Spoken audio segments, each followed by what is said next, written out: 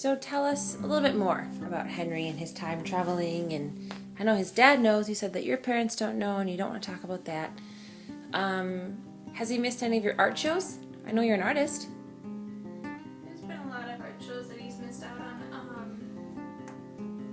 At first it just seemed, I used to get really, really upset that I'm so let down because he'd make these promises saying that he'd be able to come and he'd be there, and that he doesn't show up, and it just feels like my partner doesn't really support me or what I do. And after a while, I guess I've just gotten used to expecting that he's gonna let me down. What's the hardest part of your significant other not being there?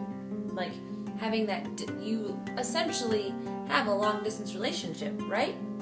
You know, he's home and then he's gone. Right. Sometimes you don't know for how long, or you know how long.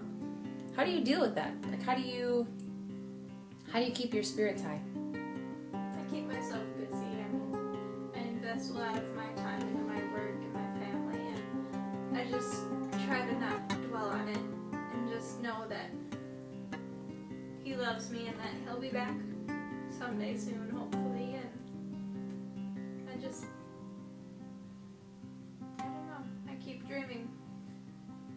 I love him so much that I guess I could wait an eternity for him. You know, so what's interesting is that there's two Henrys. There's a younger version and an older version. Usually, when the older version travels, the younger version will come and see you. So, which Henry left? Was it the older version or the younger version?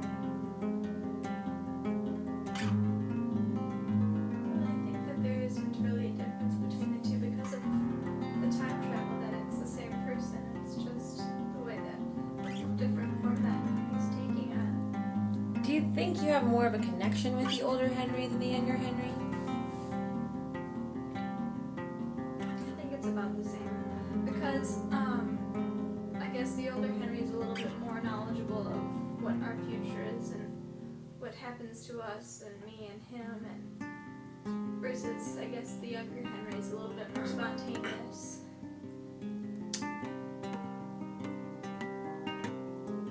Do you have anything else you want to talk about? What are you thinking about? What's on your mind? It's just really hard. It's been quite a while since I've seen it. I mean, it's really hard going to bed in a bigger bed alone, you know, especially that I'm married. And it's just really hard to be in this relationship all alone.